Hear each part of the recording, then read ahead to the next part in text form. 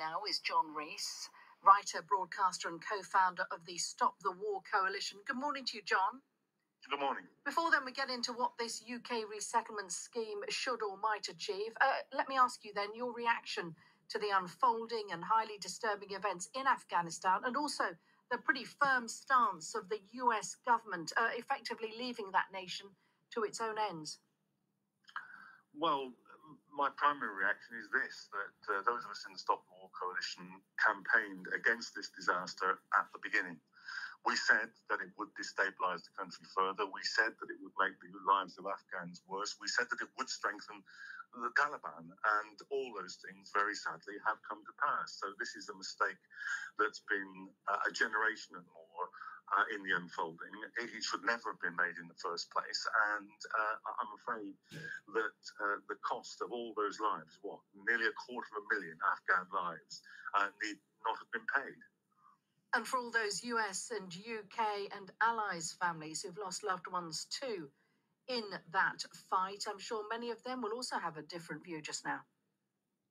Yes, I'm sure that they feel betrayed, and I share that feeling. There were many people from military families who campaigned with us against the war, both at the start and during the occupation of Afghanistan, and they saw firsthand in the way that nobody else can, that this was all going hideously wrong, and that there was a waste of life and a waste of money in this invasion and occupation. And I feel very deeply for those people who paid the ultimate price for that political mistake. Over the weekend here, you'll remember Boris Johnson said it's crucial Afghanistan doesn't become now a breeding ground for terror. Will it, though, in your view, if there's no democratic government and no Western forces to peacekeep or protect vulnerable citizens there?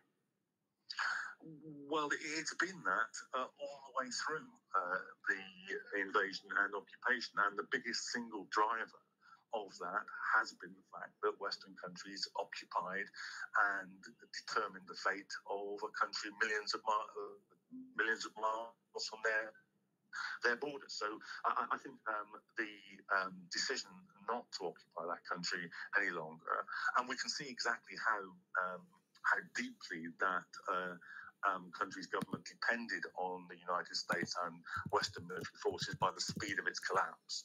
I think that will actually, in the longer run, lessen the danger of terrorism in this country. The biggest recruiter for terrorists is the thought that some Western powers are occupying their country. Take that away, and I think we've moved a step forward. Let's talk also, shall we, about that new resettlement scheme to be unveiled. Full details to be revealed also by Boris Johnson, set to focus on helping women and girls flee Taliban-controlled country. Give us a sense then of what you would like it to achieve and how many people should it offer help to? I think this should be an extraordinarily open and generous refugee policy. I understand why Boris Johnson makes particular emphasis on women and children. But I don't think it should be just that. The occupation and the war has killed, maimed, disrupted the lives of millions of Afghans. And the very last thing that should be done now is that there should be any bar on people whose lives have been totally wrecked by that experience, getting out and coming somewhere safe and secure. So I think there should be an open door refugee policy. It is the very least that this country can do for the part that it played in the invasion and occupation of Afghanistan.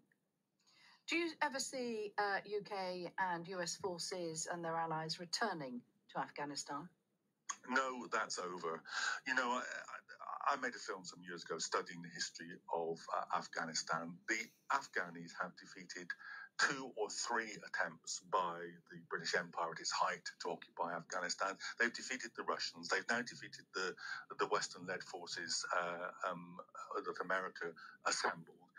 It is not a country which is a home to empire. They have defeated every single empire that's attempted to colonize them, and it would be very, very sensible if the politicians looked at that history and decided never again to enter the borders of Afghanistan.